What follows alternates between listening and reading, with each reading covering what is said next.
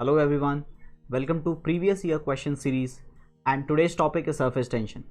Surface tension चे questions जे मागच्या 4 वर्षांमध्ये विचारले आहेत ते सगळे क्वेश्चन्स आपण सॉल्व करणार आहे. Let's start with question number 1. या लेसन नंतर नेक्स्ट लेसन असणार आहे वेव्ह मोशन. तो आज आपण surface tension related questions solve करू जे प्रीवियस काही वर्षांमध्ये विचारले आहेत MHT CET एक्झाममध्ये. हा व्हिडिओ बेसिकली 2020 मध्ये जे स्टुडंट्स अपियर होणार आहेत त्यांच्यासाठी ते युजफुल आहेच, ॲज वेल ॲज 2021 मध्ये जे लोक अपियर करणार आहे त्यांच्यासाठी पण युजफुल आहे, कारण की त्यांना पण फ्लुइड मेकॅनिक्स या टॉपिकमध्ये प्रॉपर्टीज ऑफ फ्लुइडमध्ये सरफेस टेन्शनचा कॉन्सेप्ट आहे. So let's start with the questions.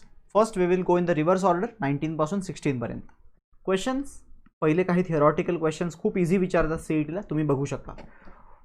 बघा, one end of tall dips in bucket full of water and other end hangs over the bucket. It is found that after some time the towel becomes fully wet. This happens because of towelचा one end bucket मध्ये आणि towelचा दुसरा end is outside आणि पूर्णपणे तो fully wet होऊन जातो. The reason is capillarity.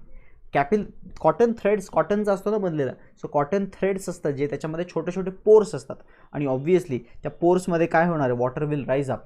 So पाणी वरती वरती जाऊन final it will come down and fully towel पूर्णपणे वेट होईल. Therefore the answer is beta. बरोबर का नाही? Second question, the unit of surface tension. बापरे, very straightforward question. Surface tension is force acting per unit length, newton per metre. So option is C for this question. Next question पहा काय. Select the correct statement of the following. On the liquid surface the pressure, now see this is the curvature, then we say this side is a convex side. तुम्हाला माहिती पाहिजे कुठली convex कुठली concave, ह्याच्यामध्ये confusion नको. आणि हिला म्हणतात कॉन्केव्ह साइड. जिथे केव्ह बनते ना, केव्ह बनते ना, त्याला कॉन्केव्ह साइड म्हणतात. वेक्सला असं काही नाव नाही आहे. Concave convex, concave convex. So cave लक्षात ठेवलं तुम्ही, केव्ह, तरी that is enough. So he concave side आहे. सो ऑब्व्हियसली कॉन्केव्ह साइडून जास्त बेंडिंग झालं म्हणजे इकडचं प्रेशर जास्त असलं पाहिजे. The pressure on the concave side is more than the convex side. So concave side is more than the convex side is option delta. You can see. आणि ए आणि delta एकमेकांना एक्झॅक्टली ऑपोजिट आहेत, त्यामुळे त्यांच्यातलंच एक option असणार आहे, हे पण तुम्ही ऑब्झर्व करू शकता. सो या पर्टिक्युलर क्वेश्चनचा आन्सर आहे डेल्टा. कॉन्केव्ह साइडला प्रेशर इज मोर, कॉन्वेक्स साइडला pressure is less. Let's move to the next one. Soap बबलचा क्वेश्चन. आता थोडे सॉल्विंग वाले क्वेश्चन यायला लागले आहेत. 2 soap bubbles whose radii are in the ratio 4:3, 4/3. Then the work done in blowing them. आता work done is surface tension into area change. आता soap bubble blow करताना आधी तर एरिया 0 असतो, 0 पासून आपण तो एरिया वाढवतो. सो एरिया किती घ्यायचा असतो, 8πr² घ्यावा लागतो ना, कारण की सोप बबलला इनर एरिया आणि आउटर एरिया दोन्ही पकडावे लागतात. सो क्लिअरली वर्क डन हा सरफेस टेन्शनला प्रपोर्शनल आहेच, ॲज वेल एज r² प्रपोर्शनल आहे. बट सिन्स दोन्ही बबल सोपचे आहेत, त्यांचं टेन्शन सेम असेल, so work done 1 in second केसचा रेशो काय येईल, रेडियसचा रेशोच्या स्क्वेअरचा रेशो येईल, that is 16:9. The correct option is option delta. Very straightforward question. पुढचा प्रश्न बघा. अ capillary tube is vertically immersed in water and the water rises up to height h1. The whole arrangement is taken to the depth d. Depth d ला arrangement घेऊन गेलो तर water level rises to height h2. The ratio of h1 is to h2 काय असेल, तर आपल्याला माहिती आहे h1 जो असतो त्याचा फॉर्म्युला असतो 2t cos θ by r rho g. हे तर अर्थ सरफेसवरती आहे म्हणून हे g अर्थ सरफेसवरचा घ्यावा लागेल मला.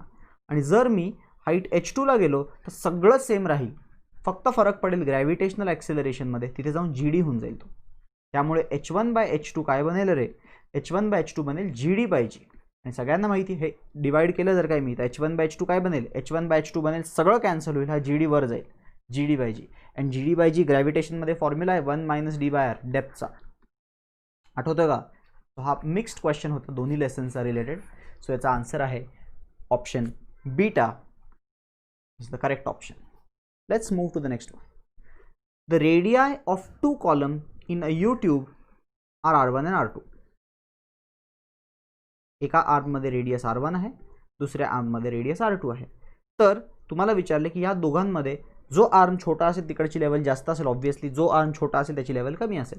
सो मला काय करावं लागेल, इकडची कॅपिलरी राईज मायनस इथली कॅपिलरी राईज करावं लागेल, कारण की त्यांनी difference in the level h दिला आहे. Difference in the level h असेल, सो hचा फॉर्म्युला काय, 2t cos theta by R rho G. तर R1 घ्यावं लागेल minus 2t cos theta upon R2 rho G. बाकी सगळं सेम आहे. इथे त्यांनी वॉटरचं एक्झाम्पल घेतलं त्यामुळे कॉस थीटा वॉटरसाठी वॉटर ग्लाससाठी 1 असतो. Cos 0 is 1. सो फक्त काय राहील 2t upon R1 rho g minus 2t upon R2 rho g. Common काय येईल रे 2t upon rho g common येईल 1 by R1 minus 1 by R2 राहील is equal to H. Simply मी काय केलं हाईट कशी काढली दोघांचा डिफरन्स घ्यावा लागेल मला कारण की ही लेवल पण वर जाईल ही लेवल पण वर जाईल. बारीकवाल्या ट्यूबमध्ये जास्त वर जाईल जाडवाल्या ट्यूबमध्ये कमी वर जाईल. दोघांचा difference is equal to H त्यांनी दिलं आहे. आणि सॉल्व्ह करून मला टेन्शन काढता येईल. टेन्शन काय येईल बघा रोजी वरती जाईल H रोजी अपॉन 2 खाली जाईल आणि हा जो काही आहे ना 1 by R1 minus 1 by R2 त्याला सॉल्व्ह करा बघा तो असा दिसेल R2 minus R1 upon R1 R2. तर तो सॉल्व्ह केलेला वरती जर काही मी घेऊन गेलो थोडं नीट सॉल्व्ह करून दाखवतो मी तुम्हाला. नीट जरा इज्जतीत सॉल्व्ह करतो उगाच घाई नको. See H equals to common काय येईल 2t upon rho g common येईल कॉस 0 1 असतो कारण 1 by R1 minus 1 by R2. आणि यालाच मी असं लिहू शकतो 2t upon rho g common तसाच बाहेर ठेवला याला मी R2 minus R1 upon R1 R2 असं लिहू शकतो नक्कीच. I can write it no problem. आणि फायनली मला टी काढायचा आहे टी.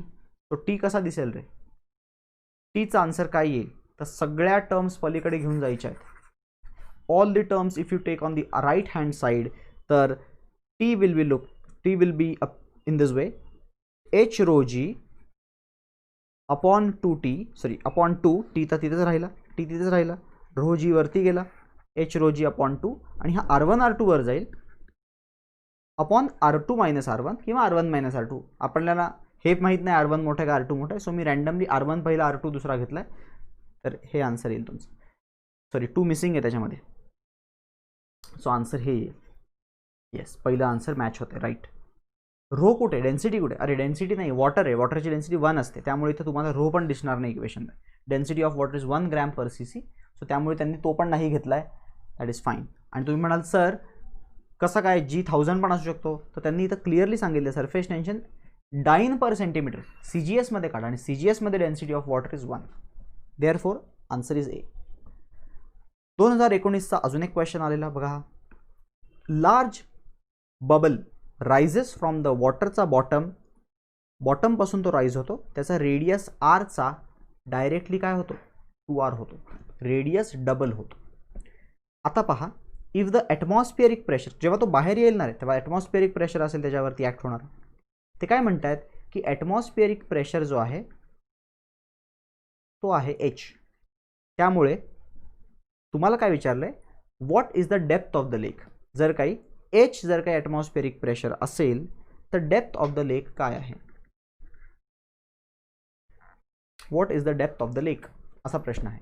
आता ज्यावेळेस तो पाण्याच्या डेप्थ D ला असेल तर तिथे एक्सटर्नल प्रेशर नक्कीच ॲटमॉस्फिअरिक प्रेशरपेक्षा जास्त असेल. किती असेल रे तर H तर असेलच प्लस D रो G एवढा असेल प्रेशर बरोबर. ह्याला 2 वेज सॉल्व्ह करायचं. मी तुम्हाला आधी फॉर्म्युला वे सांगतोय. मी काय करतोय इकडचं प्रेशर इकडचं बाहेरचं प्रेशर काढलं मी. इथे आतमध्ये प्रेशर किती आहे आतमध्ये प्रेशर H तर आहेच वरचा atmospheric plus D rho G एवढं प्रेशर आहे. And this pressure is the pressure acting on this bubble. आणि pressure into volume should remain constant. PV is constant बरोबर. PV is equal to constant. तर इकडचं pressure आहे H rho DG खालचं pressure आणि वरती प्रेशर आहे H. ओके हे प्रेशर मी mm ऑफ Hg मध्ये घेतोय किंवा mm किंवा सेंटीमीटर्स ऑफ वॉटरमध्ये घेतोय. वॉटर कॉलमचं आहे. सो युनिट्स दोन्हीकडे सेम आहेत. सो मला फक्त P1 V1 is equal to P2 V2 करायचं. That's it. So what is volume 1 4/3 पाय r cube. What is volume वरती आल्यावरती 4/3 पाय मात्र 2r क्यूब होईल. 2r क्यूब आणि 2r क्यूब झाल्यामुळे लॉजिकली विचार करा 4/3 पाय कॅन्सल हा 8r क्यूब बनेल ना. सो बेसिकली काय होणार आहे इथे 8 टाइम्स H बनणार आहे. याचा अर्थ pressure H plus D rho g ची व्हॅल्यू तुम्हाला काय मिळाली 8H. म्हणजे प्रेशर इनसाइड द वॉटर किती असेल 7H असेल. म्हणजे height of the depth of the lake काय असेल 7H असेल ना. Depth of the lake is 7h. You can solve it in this way. बघा सिंपल आहे डायरेक्टली. आता हे झालं फॉर्म्युला मेथड. आता मी तुम्हाला लॉजिकली शिकवतो. कधी पण लॉजिकली विचार करायचा प्रश्नाचा. बबल खाली होता, रेडियस आर होता, तो बबल ग्रो झाला, साईज डबल झाली. रेडियस डबल झाला म्हणजे व्हॉल्यूम 8 पट झाला. जर काही व्हॉल्यूम 8 पट झाला तर प्रेशर 1/8 झालं पाहिजे. लॉजिकल एक आहे, प्रेशर 1/8 झालं पाहिजे. आता ते म्हणतात की टॉपचं प्रेशर h आहे तर बॉटमचं प्रेशर 8h पाहिजे.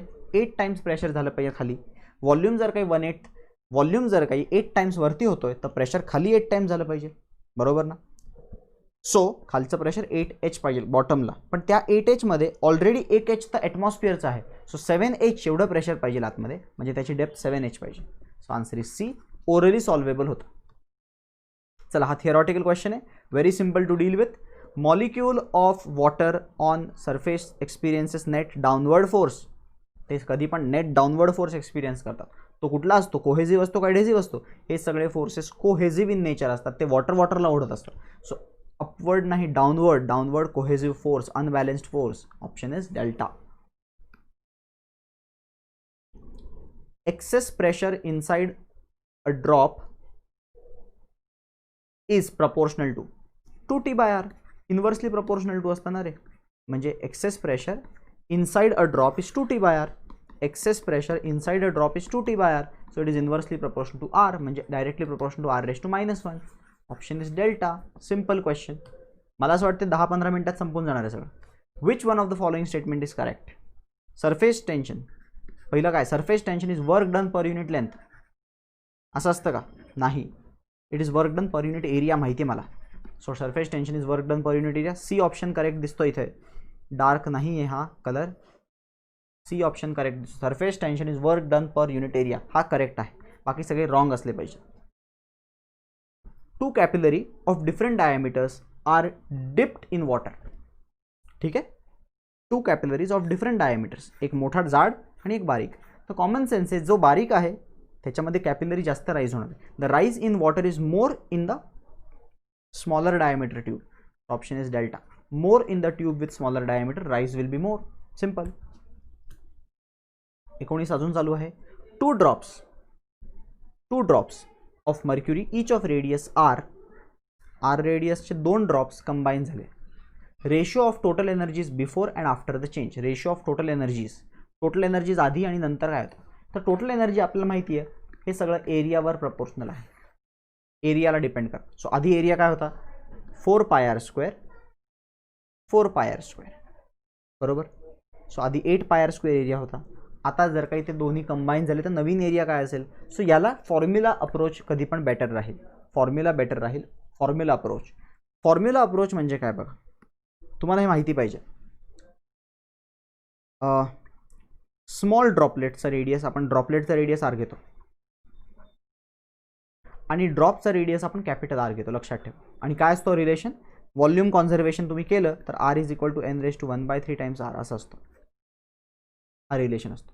सो फायनल मोठा ड्रॉप जो बनेल त्याचा एरिया काय असेल.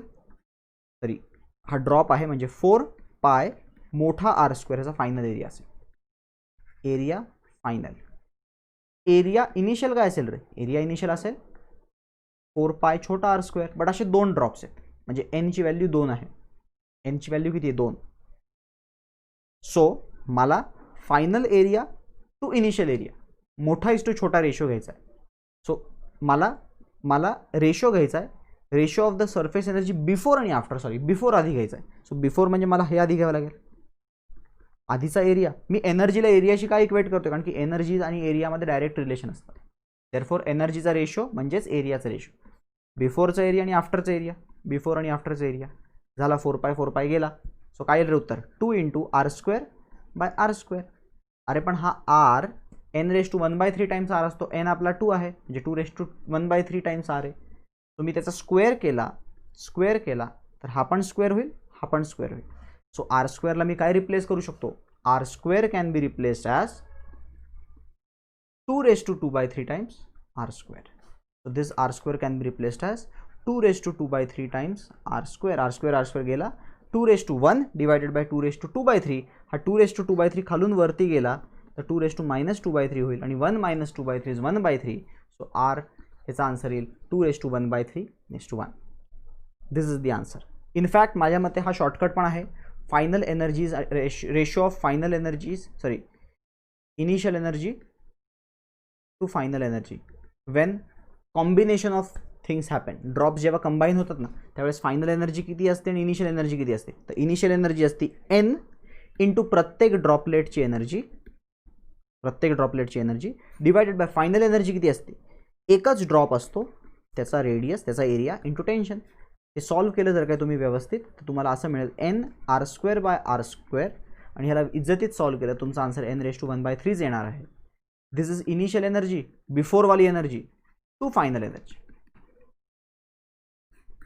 आणि तेच आपलं उत्तर आलं कारण की इथं N2 होता. हा थोडा लेंदी गेला एक्सप्लेनेशनमध्ये. चला आपण आता 18मध्ये पोचलोय. 2018 मध्ये असा क्वेश्चन आहे की एक कॅपिलरी आहे ज्याचा एरिया आहे ए. किती आहे एरिया ए. तर त्याच्यामध्ये हाईट h पर्यंत लिक्विड जातं. ठीक आहे. दुसऱ्या कॅपिलरीचा डायरेक्टली एरिया 1/9 केला. आता लॉजिकल आहे रे. एरिया 1/9 जेव्हा होतो ना तर at the expense of radius 1/3 झाला असेल म्हणून एरिया 1/9 झाला. सो लॉजिकल आहे रेडियस 1/3 झाला तर एरिया 1/9 होतो. का? कारण की area is pi r square. ह्याला 1/9 करायचं असेल तर तुम्हाला ह्याला 1/3 करावं लागेल. 1/3 स्क्वेअर इज 1/9. सो रेडियस 1/3 झाला म्हणजे ऑटोमॅटिकली तुम्हाला कळेल हाईट तिप्पट वरती 3 टाइम्स वरती गेली पाहिजे. बिकॉज फॉर्म्युला बघितला असेल तुम्ही RH ρg/2 cos θ. So r आणि एच हे एकमेकांना इन्व्हर्सली प्रपोर्शनल असतात. R into h is constant. So radius 1/3 झाला हाईट 3 टाइम्स झाली पाहिजे. So rise in the capillary is 3h. 2018 a metal wire of density rho floats on the water, it does not sink. तर maximum possible radius त्याचा काय असेल. आता बघा ज्यावेळेस वायर फ्लोट होते ठीक आहे असा लिक्विड सरफेस आहे ही वायर आहे पडली अशी फ्लोट होती तर तिचा साईड व्ह्यू या व्ह्यूनी बघितलं ना तर तुम्हाला असं दिसेल पाणी पाणी पाणी पाणी ही वायर अशी पाणी त्याला कर्व झालंय आणि परत पाणी पाणी पाणी पाणी पाणी. सो वॉटर त्याला वरती पुश करतंय सरफेस टेन्शननी. ठीक आहे. किती सरफेस टेन्शन एक्झर्ट करतंय वॉटर त्याच्यावरती तर ते एक्झर्ट करतंय. सरफेस टेन्शनचे फोर्सेस कसे असतात. सरफेस टेन्शनचे फोर्सेस असतात टेन्शन इंटू इफेक्टिव्ह लेंथ. तर इफेक्टिव्ह लेंथ काय घ्यावी लागेल वायरची L + L 2L घ्यावी लागेल. सो T × 2L एवढा अपवर्ड फोर्स आहे. It should balance the weight mg तरच तो फ्लोट होईल. तर मॅक्सिमम रेडियस काय चालेल तर बघा रेडियस वाढलं तर मास वाढणार आहे. त्यामुळे मासचा फॉर्म्युला मी लिहू शकतो volume πr² L volume of that wire πr² cylindrical wire आहे इंटू डेन्सिटी रो डेन्सिटी त्याची into g should be tension into 2L. L cancel होईल. जर काही आता ह्याला मी सॉल्व्ह केलं तर मला रेडियसची व्हॅल्यू मिळून जाईल. r² ची व्हॅल्यू काय येईल 2t अपॉन पाय रो जी आणि मी जर काही रूट घेतला त्याचा रूट घेतला जर काही मी तुम्हाला रेडियसचा फॉर्म्युला काय मिळेल √2t अपॉन पाय रो जी. त्यांनी तुम्हाला विचारले की radius should be proportional to काय. हे तर इक्वल टू आणलंय मी. प्रपोर्शनल कशाला पाहिजे तर 2 तर कॉन्स्टंट आहे. इनफॅक्ट पाय पण कॉन्स्टंट आहे. त्यांनी पाय पण काढून टाकला असतं तरी चाललं असतं बट इथे त्यांनी पाय ठेवला आहे. सो विथ पायवाला ऑप्शन आहे option A. This was the question. हा थोडा ट्रिकी वाटू शकतो तुम्हाला कारण की असे क्वेश्चन नॉर्मली टेक्स्टबुकमध्ये नाही आहेत की एखादी वायर फ्लोट होतीये तर फ्लोट का होईल upward and downward force balance होत असेल तर अपवर्ड टेन्शनचा फोर्स आहे डाऊनवर्ड वेट आहे आणि वेटमध्ये रेडियस आहे. टेन्शनमध्ये रेडियस नाही. टेन्शनमध्ये T × 2L आहे एवढंच आहे फक्त T × 2L. 17 आत्ता सॉल्व्ह केल्यासारखा वाटतोय का रे. Ratio of energy of n drops to the big drop म्हणजे इनिशियल एनर्जी आत्ताच केला आहे. Initial energy to final energy n ड्रॉप्सची एनर्जी n⁻⁴ आत्ताच तर केला रे. n⁻⁴ म्हणजेच cube root of n ⁻1 D option आहे. आत्ताच केला आहे. मागे 2-3 प्रश्न मागे जाऊन बघा तुम्ही. This is the answer n⁻⁴. So same question repeated in 19 with numbers this time. 17चा दुसरा question. One end of the capillary is dipped in water. The height elevation त्याच्यामध्ये राईज झाली एचनी. ओके. आता बघा if upward force of 105 upward force जो surface टेन्शनचा असतो ना अपवर्ड फोर्स ऑफ 105 डाईन हा बॅलेन्स करतोय डाऊनवर्ड वेट. आपल्याला माहिती आहे डेरिव्हेशन जेव्हा केलं ना लिक्विड वरती का राईज होतं कारण की upward force of surface tension T × 2πr balances the weight mg. एवढं वेट बॅलन्स करतं. तर विचारलं तुम्हाला सर्कम्फरन्स काय असेल. आता तुम्हाला फाइंड त्यांनी काय दिलं आहे की mg आहे 105. त्यांनी दिलं आहे की अपवर्ड फोर्स 105 आहे, म्हणजे वेट 105 पाहिजे. तुम्हाला विचारलं सर्कम्फरन्स काय असेल, तर दिलं आहे ना सरफेस टेन्शन डिवाइड करा, सर्कम्फरन्स मिळून जाईल तुम्हाला. सर्कम्फरन्स किती मिळेल, 105 डिवायडेड बाय 7. 105 डाईन आहे ते 10⁻⁵ करावं लागेल. डाईनचं मी काय केलं, न्यूटन केलं, आणि 7 ऑलरेडी SI युनिट आहे, नो वरीज. 10⁻³ येईल, 7 1 जा 7, 15 जा 7, 15 जा 105 असतो. So 15 × 10⁻³ metre is my circumference. आणि मीटरचं सेंटीमीटर केलं जर काय मी, तर 1.5 सेंटीमीटर येईल. Answer is 1.5 centimetre. Question answer is A.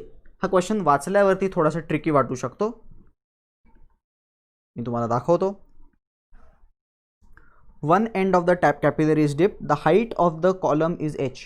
कॅपिलरीमध्ये height h वाढली, तर अपवर्ड फोर्स सरफेस टेन्शनचा फोर्स म्हणजे त्यांनी हा फोर्स 105 दिला आहे, मी याला इक्वल टू 105 केलं, टेन्शनची व्हॅल्यू देऊन टाकलेली, सर्कम्फरन्स विचारलेला, divide and solve. Clear. Next question.